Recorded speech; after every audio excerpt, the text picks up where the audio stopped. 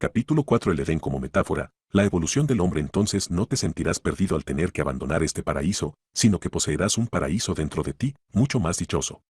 Cogidos de la mano, lentamente y con paso vacilante, salieron del Edén y emprendieron su solitario camino.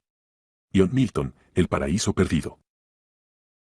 ¿Por qué abandonaste las sendas holladas por el hombre y prematuramente, con escasas fuerzas pero con ánimo valeroso, osaste enfrentarte al dragón indómito en su guarida?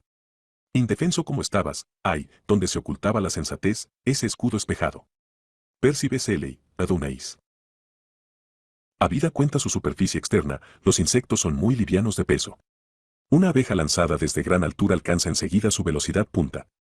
La resistencia del aire impide que se precipite con excesiva violencia, y de allí que después de caer al suelo observemos que se aleja por sus propios medios sin mayores contratiempos. Otro tanto puede decirse de los pequeños mamíferos, como por ejemplo las ardillas.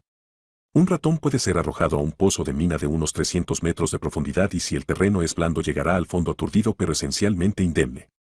Por el contrario, el ser humano puede quedar tullido o perder la vida si se precipita de una altura que exceda los 4 metros, dada nuestra talla, pesamos demasiado en proporción a la superficie externa de nuestro cuerpo. Por consiguiente, nuestros antepasados arborícolas tenían que proceder con mucha cautela ya que cualquier error al columpiarse de rama en rama podía resultarles fatal. Cada salto constituía una oportunidad de cara a la evolución de la especie. Poderosas fuerzas selectivas entraban en juego para engendrar organismos gráciles y ligeros, dotados de visión binocular, múltiples aptitudes manipulativas, magnífica coordinación entre el órgano de la vista y las manos y una captación intuitiva de la gravitación newtoniana. Cada una de estas facultades requirió sustanciales progresos en la evolución del cerebro y, muy en especial, de las neocortezas de nuestros antepasados. El intelecto humano lo debe esencialmente todo a los millones de años que nuestros antecesores pasaron en solitario colgados de los árboles. Cabe preguntarse si una vez de regreso al llano y a la sabana, lejos de los árboles, echamos de menos los majestuosos y formidables saltos y el éxtasis de la ingravidez bajo los rayos solares que se filtraban por la techumbre arbórea. ¿Tiene el reflejo de temor en el niño de hoy la misión de impedir que caiga de la copa de un árbol? Hay en nuestras ensoñaciones nocturnas de extraños vuelos y en el afán de surcar los cielos que siente el hombre, como nos muestran los casos de Leonardo da Vinci o de Konstantin Tsiolkovsky, reminiscencias nostálgicas de los días transcurridos en las ramas de los corpulentos árboles de la selva 9. Otros mamíferos, incluso algunos no pertenecientes ni al orden de los primates ni al de los cetáceos, poseen neocortezas cerebrales. Interesa, sin embargo, preguntarse cuándo se produjo la primera gran mutación del neocórtex. Aunque ninguno de los simios de los que descendemos está presente entre nosotros para aclararnos este punto, podemos responder a la cuestión, o por lo menos intentarlo, recurriendo al examen de los cráneos fósiles. En el hombre, en los antropoides y en los monos, así como en otros mamíferos, el cerebro ocupa casi por completo la cavidad craneal, lo cual no ocurre, por ejemplo, en los peces. En consecuencia, si sacamos el molde de un cráneo, podemos determinar lo que se conoce como el volumen endocraneal de nuestros antepasados directos y colaterales al tiempo que efectuar estimaciones aproximadas del volumen de sus cerebros.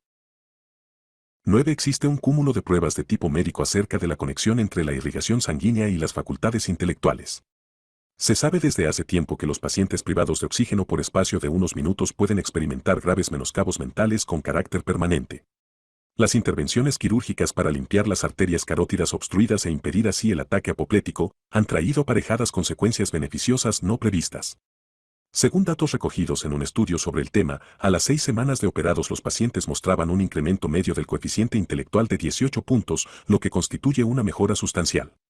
Asimismo, se discute si la inmersión en oxígeno hiperbárico, o sea, oxígeno a muy alta presión, aumenta el grado de inteligencia en los niños de corta edad.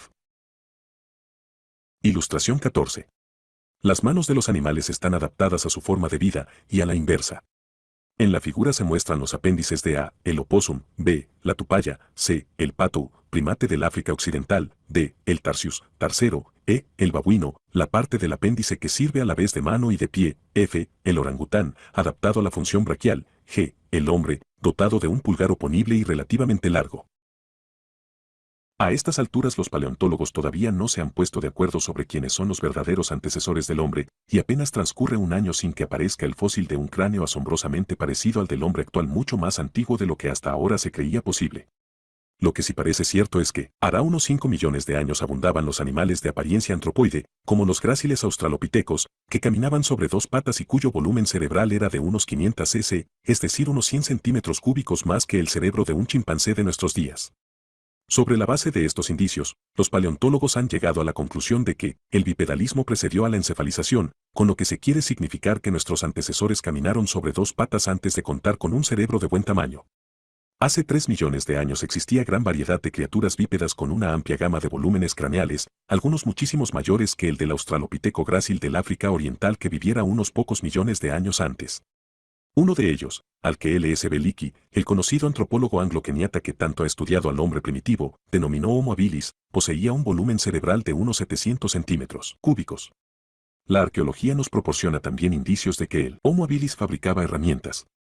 El primero que avanzó la idea de que el empleo de herramientas constituye a la vez causa y efecto del caminar sobre dos piernas, con la consiguiente liberación de las manos, fue Charles Darwin. El hecho de que cambios de conducta tan significativos vayan acompañados por otros igualmente significativos en el volumen cerebral no demuestra que lo uno sea la causa de lo otro.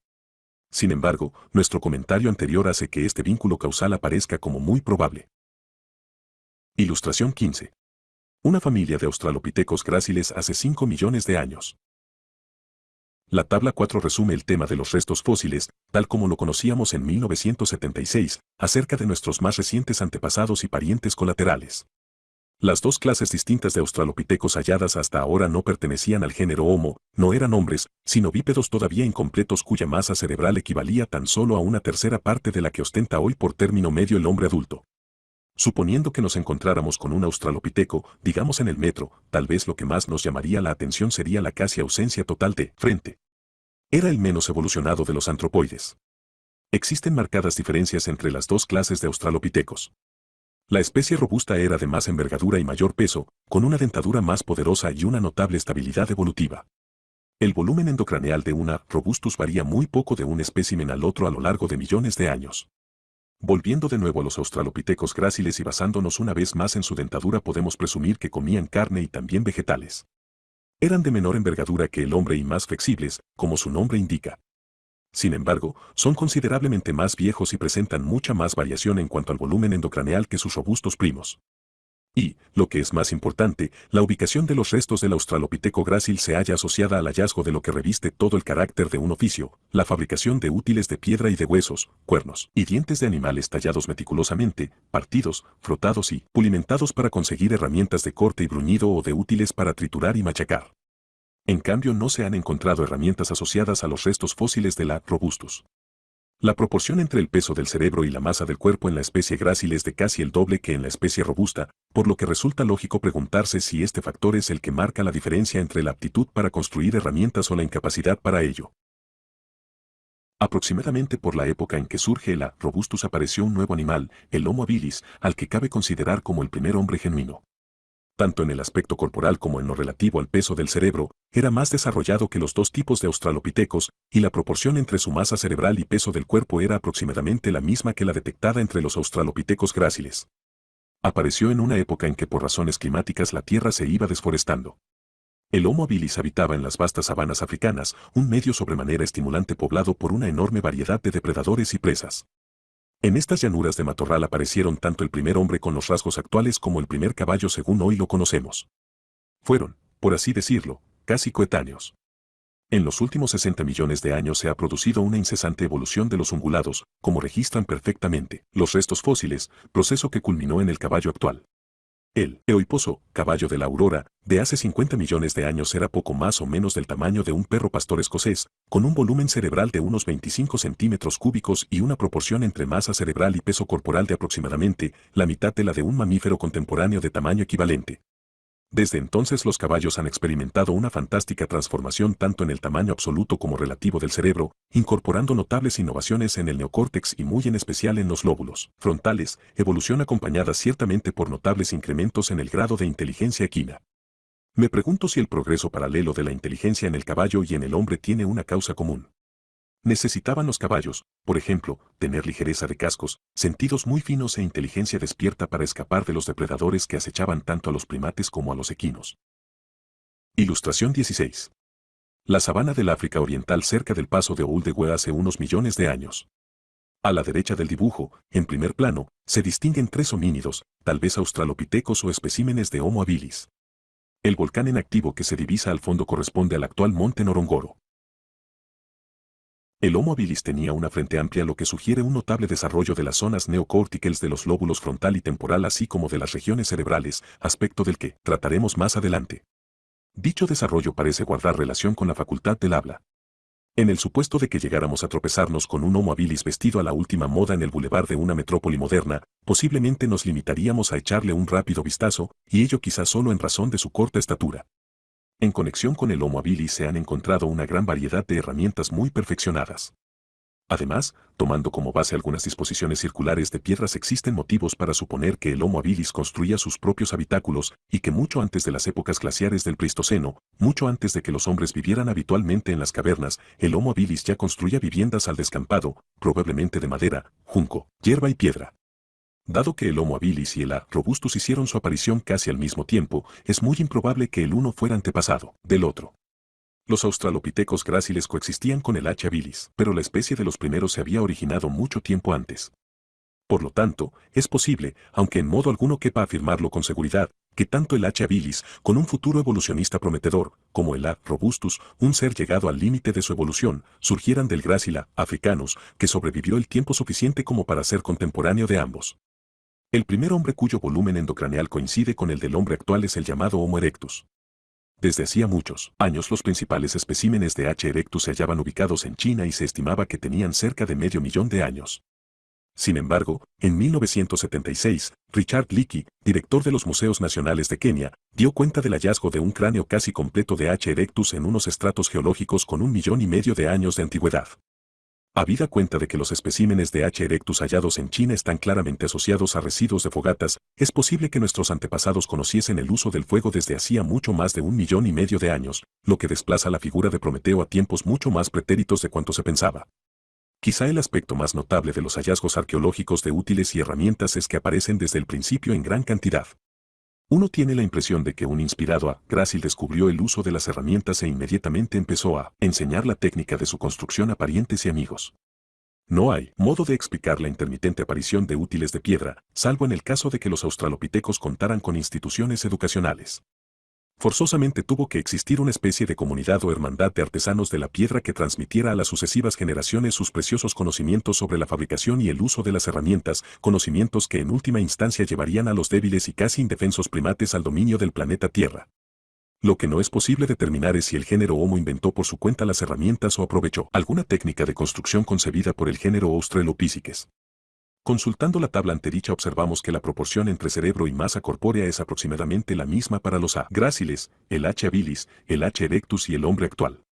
En consecuencia, no es posible explicar los progresos realizados en los últimos millones de años atendiendo a la mera proporción entre masa cerebral y masa corpórea, sino más bien tomando en cuenta el incremento total de la masa cerebral, la especialización perfeccionada de nuevas funciones, un aumento en la complejidad de la estructura cerebral y, muy especialmente, el aprendizaje extrasomático. LSB Leakey puso de relieve que la crónica fósil de hace unos pocos millones de años refleja la existencia de una gran variedad de especies antropomorfas, muchas de las cuales aparecen con agujeros o fracturas en el cráneo. Es posible que algunas de estas heridas fuesen infligidas por leopardos o hienas, pero Leakey y el anatomista sudafricano Raymond Tart estaban convencidos de que muchas de ellas fueron causadas por nuestros antecesores. Es casi seguro que durante el Plioceno y el Pleistoceno existió una intensa rivalidad entre muchas formas antropoides, de las que solo sobrevivió un tronco, el de los que dominaban el uso de los útiles y herramientas, el tronco que desemboca en el hombre actual. Queda sin resolver la cuestión del papel que desempeñaron las matanzas en el cuadro de estas rivalidades. Los australopitecos gráciles caminaban erectos, eran ágiles, veloces y medían 3,5 pies de altura, es decir, eran individuos de estatura enana. A veces me pregunto si las leyendas en torno a gnomos, gigantes y enanos no serán una remembranza genética o cultural de esos remotos tiempos. A la vez que el volumen craneal de los homínidos sufría este incremento espectacular, sobrevino otra transformación asombrosa de la anatomía humana. Tal y como ha observado el anatomista británico Sir Wilfred Legros Clark, de la Universidad de Oxford, se produjo una remodelación total de la pelvis. Con toda probabilidad se trató de una adaptación para facilitar el parto de la generación de individuos dotados de una consistente masa cerebral. Si en la actualidad se produjera otro agrandamiento sustancial de la banda pélvica en la región del conducto natal, las mujeres verían muy dificultada la tarea de caminar. Al nacer, las niñas poseen una pelvis y una abertura ósea mucho más grande que la de los niños. Al llegar a la pubertad, la pelvis de la adolescente vuelve a sufrir un notable agrandamiento. La aparición paralela de estas dos efemérides evolucionistas ilustra fehacientemente cómo opera la selección natural. Las madres que habían heredado pelvis dilatadas pudieron engendrar criaturas dotadas de cerebros grandes que una vez llegadas al estado adulto y a causa de su intelecto superior competían ventajosamente con la descendencia, menos dotada cerebralmente, alumbrada por madres con una abertura pélvica más reducida. En los tiempos pleistocénicos el individuo que poseía un hacha de piedra era quien tenía más probabilidades de salir victorioso en una disputa. Y lo que es más importante, era mejor cazador. Pero la invención y la construcción ininterrumpida de hachas de piedra exigían mayores volúmenes cerebrales. Que yo sepa, el alumbramiento es normalmente doloroso en una sola de los millones de especies animales que pueblan la Tierra, la del ser humano. Posiblemente ello sea consecuencia del reciente e incesante incremento de la capacidad craneal. El cráneo de los hombres y mujeres de nuestros días posee doble capacidad que el cráneo del hacha habilis. El alumbramiento es doloroso porque la evolución del cráneo humano ha sido espectacularmente rápida y reciente.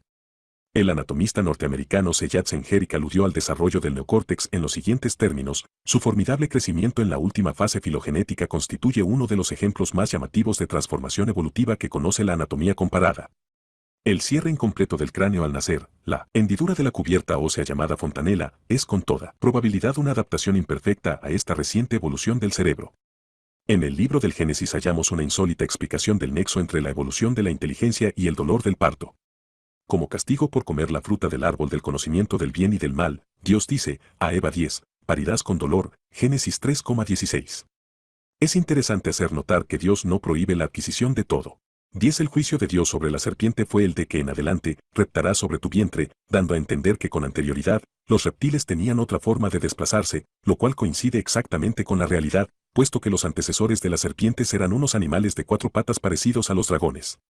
Muchos ofidios conservan todavía en su cuerpo vestigios de los miembros de sus antecesores. Tipo de conocimiento, sino, de manera específica, el conocimiento de la diferencia entre el bien y el mal, es decir, los juicios abstractos y morales, que de residir en alguna parte del cerebro se ubicarían en el neocórtex. Incluso en la época en que se escribió el relato del paraíso, el perfeccionamiento de las facultades cognitivas se asociaba a la idea del hombre cargado de atributos divinos y tremendas responsabilidades. Dijo Yahvé, Dios, he aquí al hombre hecho como uno de nosotros, conocedor del bien y del mal, que no vaya ahora a tender su mano al árbol de la vida, y comiendo de él, viva para siempre. Génesis 3,22. Así pues, el hombre debe ser expulsado del paraíso y Dios coloca al este del Edén una guardia de querubines con flameantes espadas para mantener al árbol de la vida lejos de las ambiciones del hombre. 11. Tal vez el jardín del Edén no sea tan distinto de la tierra como se les mostraba a nuestros antepasados de hace 3 o 4 millones de años, en el curso de una legendaria época dorada en la que el género Homo vivía en perfecta armonía con los restantes animales y vegetales. Según el relato bíblico, tras su expulsión del paraíso la humanidad es condenada a morir, a ganar el pan con su esfuerzo, a vestirse y a guardar un cierto pudor como preventivos de la estimulación sexual, a la férula de los hombres sobre las mujeres, al cultivo de las plantas, Caín, a la domesticación de los animales, Abel, y al asesinato, Caín y Abel. Todos estos aspectos se ajustan con bastante exactitud a los indicios históricos y arqueológicos. No hallamos en la metáfora del Edén prueba alguna de asesinato antes. 11. El texto bíblico habla de querubines, en plural, y en el Génesis 3,24 se habla específicamente de una espada flamígera. Es de suponer que este tipo de espada no abundaba. De la caída. Sin embargo, los cráneos fracturados de bípedos no pertenecientes al tronco evolutivo del hombre pueden constituir un indicio de que nuestros antepasados dieron muerte, incluso en el mismo Edén, a muchos animales antropomorfos. La civilización arranca no de Abel, sino de Caín el homicida. El mismo término, civilización, deriva del vocablo latino para designar la ciudad. Fue el tiempo libre, la organización comunal y la especialización de la actividad laboral en las primeras ciudades lo que propició la aparición de las artes y de las técnicas que consideramos como pruebas de contraste de las distintas civilizaciones. Según el Génesis, la primera ciudad fue construida por Caín, el inventor de la agricultura, actividad que requiere un asentamiento fijo, y fueron sus descendientes, los hijos de Lamec, los que inventaron tanto los instrumentos cortantes de bronce y de hierro, como los instrumentos musicales. La metalurgia y la música, es decir, la técnica y el arte, son patrimonio de la estirpe de Caín. Por otro lado, las pasiones exacerbadas que conducen al asesinato no se atemperaron. Así, Lamec dice, por una herida mataré a un hombre y a un joven por un cardenal, si Caín fue vengado 7 veces, Lamec lo será 70 veces 7. Desde entonces conocemos el nexo entre asesinato e invención. Uno y otro derivan de la agricultura y de la civilización. Ilustración 17. La creación de Adán. Relieve de las puertas de la iglesia de San Pedro, Bolonia, obra de Jacopo della Quercia.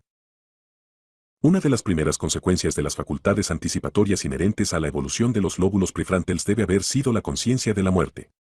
Con toda seguridad el hombre es el único organismo en la Tierra con una idea relativamente clara de la inevitabilidad del destino que le aguarda. Los diversos ceremoniales fúnebres, entre los que se incluye el depósito de alimentos y de objetos junto al cuerpo del fallecido, se remontan por lo menos a la época de nuestro pariente el hombre de Neandertal, lo que indica no solo una dilatada conciencia de la muerte, sino también una ceremonia ritual ya configurada que tiende a procurar sustento a los muertos en la otra vida. No es que la idea de la muerte estuviera ausente antes del espectacular desarrollo del neocórtex y de la expulsión del paraíso, lo que ocurre es que hasta aquel momento nadie había reparado en que la muerte sería su destino último. Ilustración 18. La tentación de Adán y Eva por una serpiente dotada de una singular cabeza humana. Relieve de las puertas de la iglesia de San Pedro, Bolonia, obra de Jacopo della Quercia. Ilustración 19. La expulsión del paraíso terrenal. Relieve de las puertas de la iglesia de San Pedro, Bolonia, obra de Jacopo della Quercia. La alegoría de la expulsión del paraíso parece ser una metáfora apropiada para algunas de las efemérides biológicas más importantes acaecidas en la evolución reciente del hombre. Puede que en ello radique la amplia difusión de que goza 12. Sin embargo, no es tan extraordinaria como para inducirnos a creer en una especie de memoria biológica de eventos históricos del pasado, aunque desde mi punto de vista se me antoja próxima a ello, hasta 12 en Occidente, quede bien claro. Por supuesto que en otras culturas abundan también leyendas clarividentes y cargadas de contenido sobre el origen de la especie humana. El punto de que bien merece la pena asumir el riesgo de plantear por lo menos la cuestión. El único depositario de la mentada memoria biológica es, por supuesto, el código genético. Hace 55 millones de años, durante el Eoceno, se dio una gran proliferación de primates, tanto de los que habitaban en los árboles como en el suelo, y se inició un tronco que desembocaría en la aparición del hombre. Algunos primates de aquella época, tal es el caso, por ejemplo, de un prosimio llamado Tetonius, presentan en los moldes endocraneales obtenidos pequeñas protuberancias en el mismo lugar en que más tarde se originarán los lóbulos frontales. La primera evidencia fósil de un cerebro con un aspecto vagamente humano se remonta al periodo miocénico, 18 millones de años atrás, cuando hace su aparición un antropoide al que conocemos como el procónsul Odiopithecus.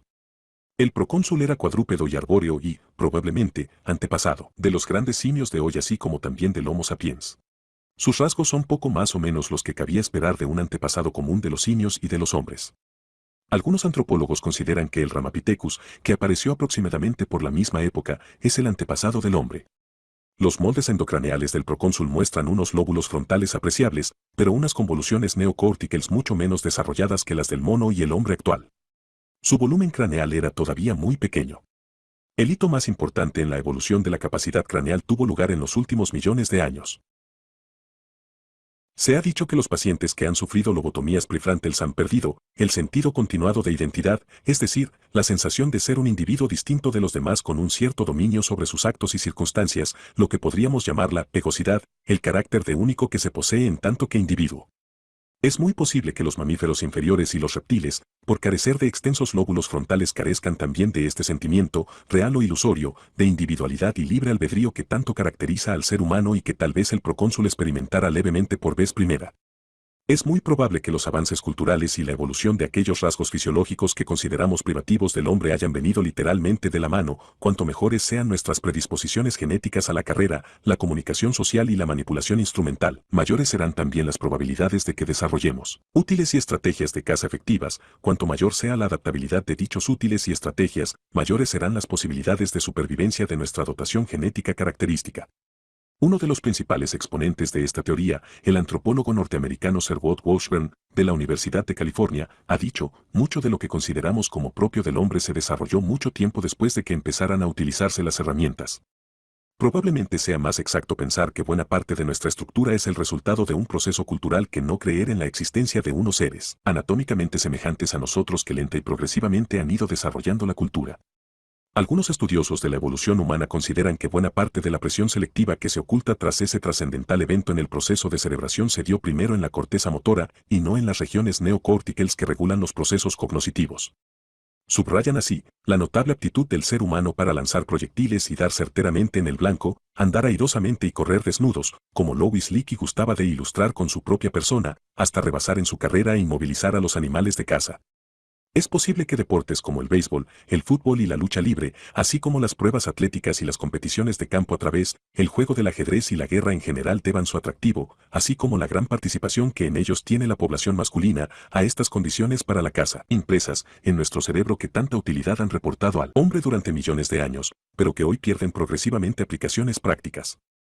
Tanto la defensa efectiva contra los depredadores como la caza eran necesariamente tareas de grupo. El medio físico en que apareció el hombre, en África ocurrió durante el Plioceno y el Pleistoceno, estaba habitado por una gran variedad de fieros mamíferos carnívoros, los más temibles de los cuales eran, quizás, las camadas de hienas gigantes. Era sumamente difícil repeler en solitario el ataque de una de estas camadas. Acechar presas de gran tamaño, bien aisladas bien en rebaño, es tarea peligrosa que requiere de los cazadores cierto grado de comunicación mediante señas o ademanes. Nos consta, por ejemplo, que poco tiempo después de que el hombre llegase a Norteamérica por el estrecho de Bering, durante el Pleistoceno, hubo grandes y espectaculares matanzas de animales de caza de gran tamaño, a menudo haciendo que los rebaños se despeñaran por los barrancos. Ilustración 20. La invención del lenguaje humano marcó un hito fundamental en la evolución del hombre. Entre sus manifestaciones más acabadas estaba, como muestra la imagen, el relato de viva voz, forma cultural anterior a la invención de la escritura. Para poder acechar a una sola bestia salvaje o provocar una estampida que conduzca a la muerte a un rebaño de antílopes es preciso que los cazadores hagan un mínimo uso del lenguaje simbólico. El primer acto de Adán, mucho antes de la caída e incluso antes de la creación de Eva, fue de orden lingüístico, poner nombres a los animales del paraíso. Ni que decir tiene que algunas formas de lenguaje simbólico mediante gestos se originaron mucho antes de que aparecieran los primates. Los cánidos y muchos otros mamíferos que establecen jerarquías de dominio muestran actitud de sumisión bien apartando los ojos bien doblando la cerviz. Nos hemos referido ya a otros rituales de sumisión en primates tales como los macacos. Es posible que, en el hombre, las reverencias, breves inclinaciones de cabeza y otros actos de cortesía tengan un origen similar. Muchos animales parecen subrayar la amistad mordiendo a su compañero sin hacerle daño como diciéndole, podría morderte con fuerza, pero prefiero no hacerlo. El saludo con la mano derecha alzada, habitual en el ser humano, tiene exactamente el mismo significado. Podría atacarte con un arma, pero prefiero no empuñarla. 13. A veces, levantar la mano con la palma abierta se interpreta como un símbolo universal de buena voluntad. Así parece que ha sido desde los días de la Guardia Pretoriana hasta la época de los exploradores Sioux. Dado que, según muestra la historia humana, es el hombre quien empuña las armas arrojadizas, alzar la mano debería ser, y por lo general lo es, un saludo genuinamente masculino. Por esas y otras razones, la placa que a bordo de la nave espacial Pioneer 10, el primer artefacto de la historia que abandonó el sistema solar, exhibía las figuras de un hombre y una mujer desnudos, el hombre con la mano en alto, abierta, en actitud de saludo, véase la ilustración 49. En The Cosmic Connection aludo a los dos personajes que figuran en dicha placa como la parte más oscura del mensaje. De todos modos vacilo y me digo que tal vez otros seres de muy distinta biología sepan interpretar el significado del gesto del hombre. Muchos pueblos cazadores han hecho un uso considerable del lenguaje por signos o gestos, como, por ejemplo, los indios americanos de las llanuras, que también realizaban señales de humo. Según Homero, la victoria de los helenos en Troya fue comunicada desde Iliem a Grecia, situada a una distancia de varios centenares de kilómetros, mediante una sucesión de fogatas. Eso ocurría alrededor del año 1100 ADJC.